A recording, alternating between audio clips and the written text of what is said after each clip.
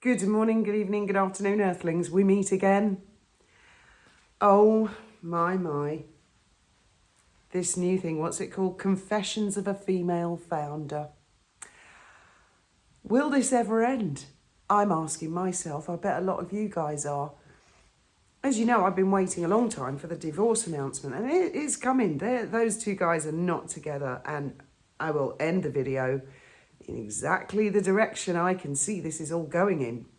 Right, so she's got this, as we all know, this Lemonada company who do podcasts because Spotify called them fucking grifters. So that was the end of that.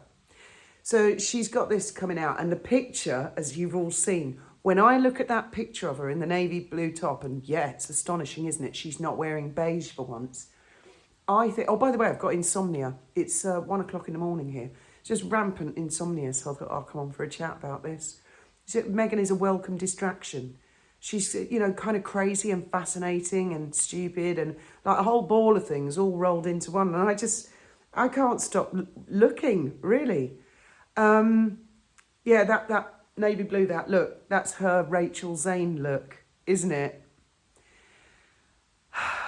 I mean, how many more failures are there going to be?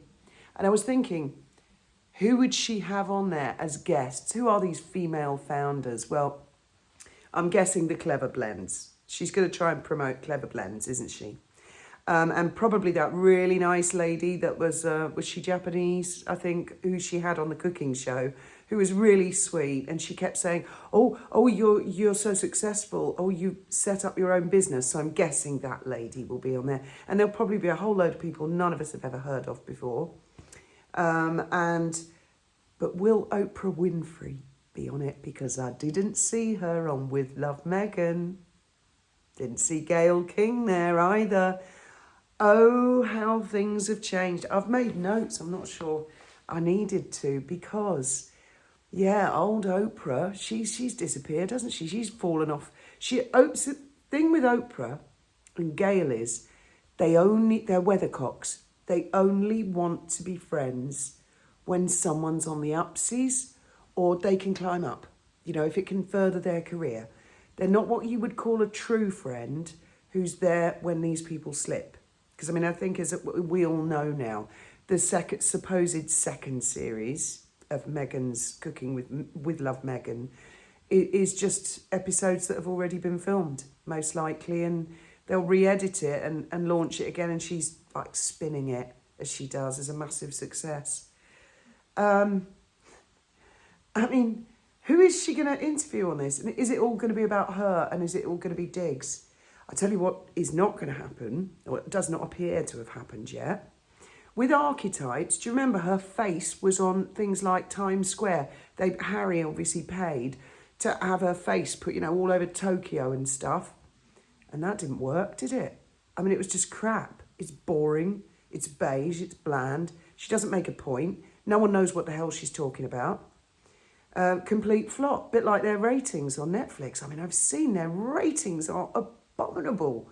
I also saw, as I'm sure a lot of you know, insiders at Netflix saying, finally, the board of directors they themselves are worried now, and they're thinking, what's going on here? Talk about stupid. Even people like, now I've got to get this girl's name right, Catherine Ryan, the comedian. Now, I distinctly remember Catherine fiercely defending Megan. She was a sugar, basically. And she's watched With Love Megan and just said what a boring, beige, banal waste of space she is. That's how far things have come. And yes, I have seen the Vanessa Feltz YouTube channel and she's doing the piss take. I get the point. I don't actually find it that funny, but I get the point. And I think the reason I don't find it funny is because I have subscribed to her, to support. I do recall Vanessa really tearing into Angela Levin and calling her a gossip and a bully and stuff like that. And I felt so sorry for Angela. And I remember Vanessa doing that. And yet now, fast forward a couple of years, these people who were positive sugars, you'll know when the final worm has turned, when Denise Welsh finally says, okay, Megan's a bit of a bitch, and she's very beige, and talentless, and boring. Then you'll know. But I haven't seen that happen yet. But I think it probably will. I mean, how much more crap can the world take from this woman? See this pole she's climbed, this greasy pole. What we're witnessing is a spectacular fall. I mean, she's sliding down that pole so fast. This Lemonada, I saw in an article they said it's not only going to be on Lemonada, it's going to be on Spotify. So I'm guessing Lemonada have a Spotify account. And that's what they mean. But they're billing it as, oh, it's Spotify, you know, like she's working with Spotify again. I don't think so.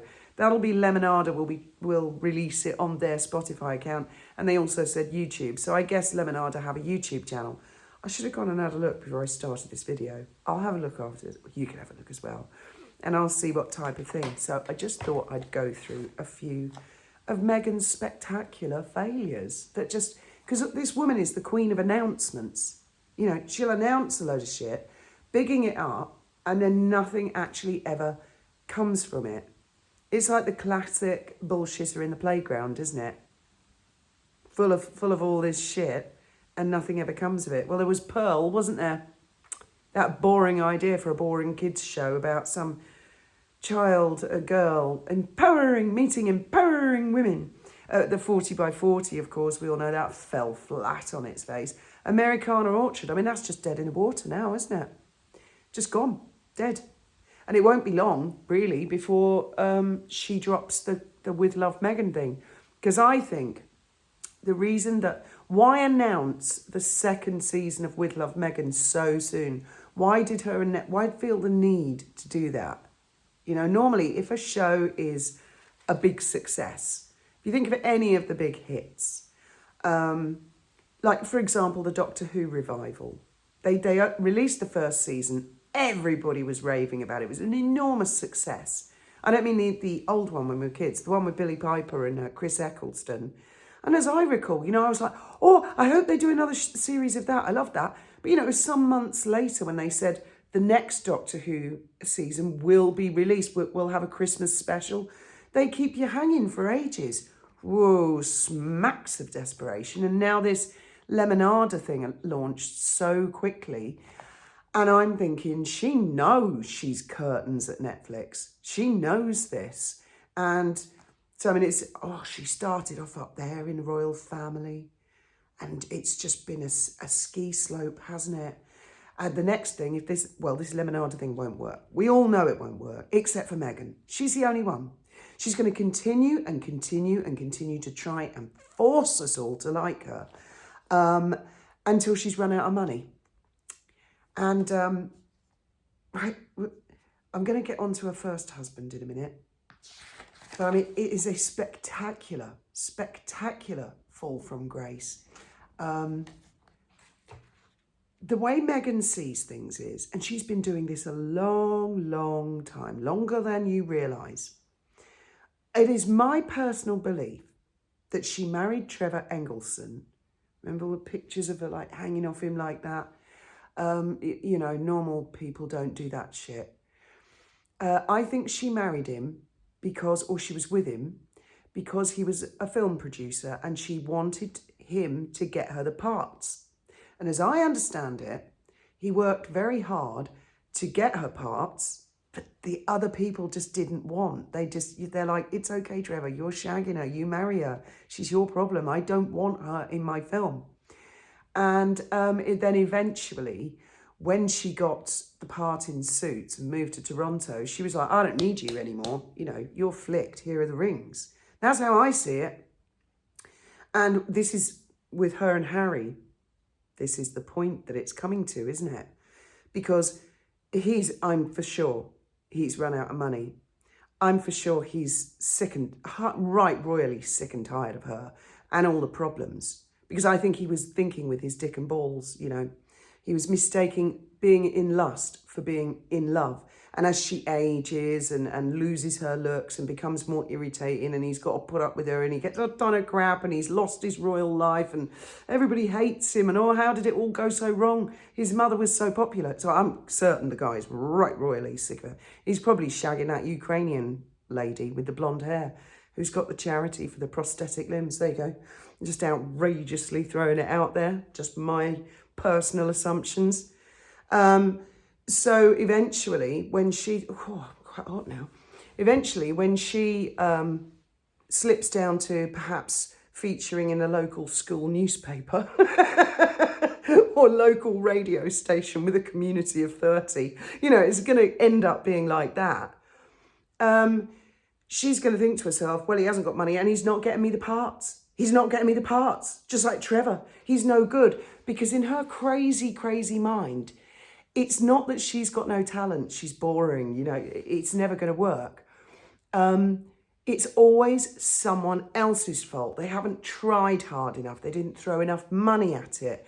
The royal family didn't try hard enough. I mean, there were things she said in the Netflix, for example, about Kensington Palace. She said, well, it's got the word palace in it, right? But it's not a palace. I mean, that wasn't good enough for her. Frogmore wasn't good enough for her. Good grief, can you imagine a piece of real estate in Kensington Palace grounds? How much that would be worth? The privilege, the honour to live somewhere where Princess Diana lived. Not good enough.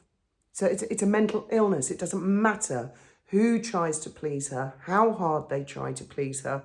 It's never going to be good enough. And what we are going to witness, this is my belief, is something kind of extraordinary. And they will make films and documentaries about her in the future, which will be fascinating, where they will show what a crazy, nasty piece of work she is. I believe I look at her now and I think she's just not aging with grace. We all age, accept it, embrace it. Each decade has its benefits. Not this woman. She is already, I don't know how old she is, 45, 48, 43. I don't know. I've never got to the bottom of it. She's already aging really badly.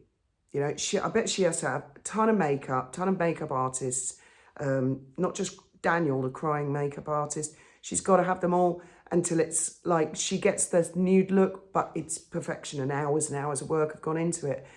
And what I believe she'll end up like is dyeing her hair black, way beyond, where it becomes unconvincing. I mean, that's why I went blonde. I always had very dark hair, as you all know, when I first started the channel. And then I'd always said to myself, when you get to a certain age, Fiona, give it up. So I went through a sort of a red phase, auburn, and then just gradually lightened it. And I really like the blonde, but no, this chick won't do that. She'll dye her hair a harsh black, right, with the pure white centre parting and the tan face. And then she'll be one of these who has very, very harsh, probably uneven eyebrows, and lipstick, You can just imagine it, can't you? And she will become this weird caricature that people will look at and think, where did it all go wrong? Now, we all know, but the general public will be fascinated. And one day Netflix will make, in the future, when all the imbeciles that are running it at the moment have left, and new people are in there, they'll go, oh yeah, whatever happened to her? Well, that's a fascinating story to tell, isn't it? And they'll probably do a series similar to The Crown, in the style. Or the same guy, I think, made that movie, The Queen.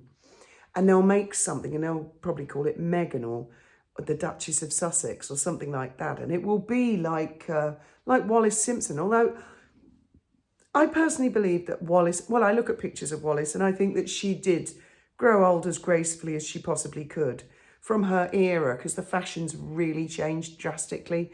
Whereas Meghan is gonna, they might even call it the Duchess of Beige or something like that. But it's going to be really fascinating to watch. And I do believe that Harry has already called in the lawyers, is already dusting her, but you and I aren't going to hear about that in that way. It'll be spun the other way, that she is divorcing him. Now, I know a lot of you believe he will never divorce her. It'll have to be the other way around. I don't think so. I really don't. And I never have, because he was born a prince. I mean, I read his book, right? I read his peculiar book. And he referred to, when he was a kid, a butler bringing his fish fingers to him under a silver dome. You know, so the guy never really lived outside of the bubble. And then suddenly, you know, Meghan took him outside of the bubble and, he's got bills coming out of his ears and stuff. And I can imagine him yearning for the days of that butler bringing in his dinner or his PlayStation control, spliff, you know, whatever, and not having a care in the world. I can well imagine him feeling like that right now. He's made a rod for his own back, you know. But I mean, he's not the brightest. He's not the sharpest tool. And what else did she do?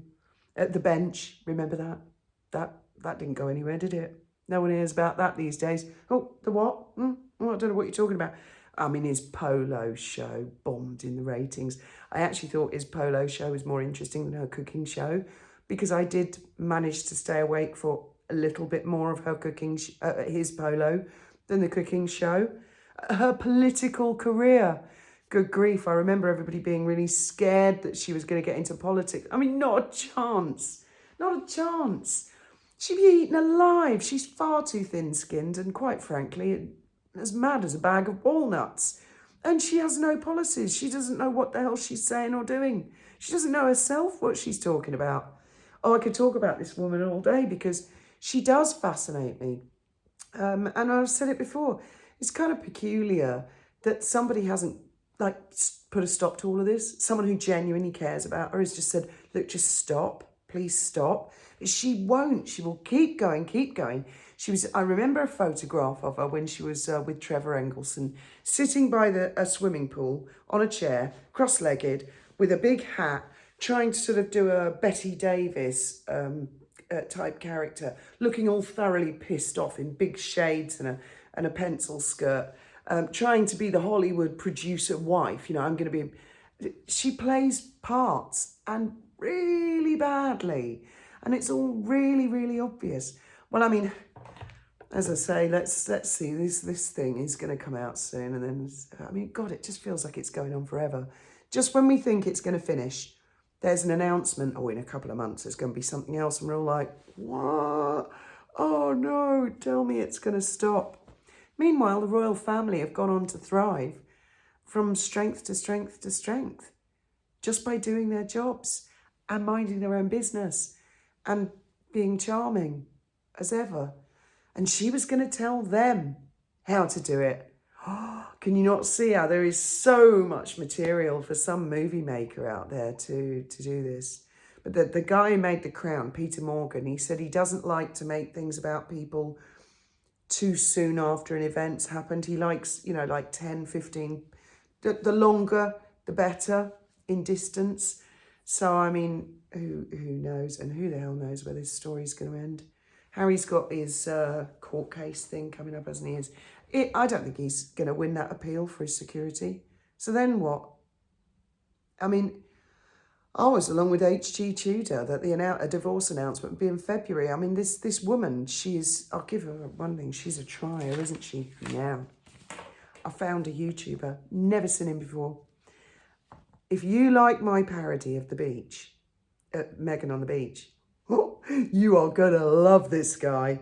He's called Kai Cameron, and I will put a link to one of his shorts doing Meghan. I've actually reached out to this guy and emailed him and said, would he come on a live with me dressed as Meghan so we can all interview his version of Meghan? Oh, he's to die for. He is so talented. He's so funny. And if you go over there, you wouldn't mind leaving a comment and say that I sent you and ask him, would he go on a live? Because he's got something like 6,000 subscribers, but I went on his website and I think he's someone quite famous. I think he does other stuff. So I don't know. I've never heard of him before. Suddenly seeing all these YouTubers, it's like YouTube have lifted all the restrictions. Well, some of them. And so here we are. So anyway, yeah, what do you think about this, what was it called again? Confessions of a Female Founder. I mean, what the hell has Meghan ever founded? Nothing. I think the dishwasher commercials, and that was a load of bollocks, wasn't it? As everybody found out. Oh, dearie me, Princess Pinocchio. Anyway, as always, thank you very much for listening. I hope you're not having trouble sleeping. I was all set for bed about an hour or two back. Just I think I'll get on with some housework.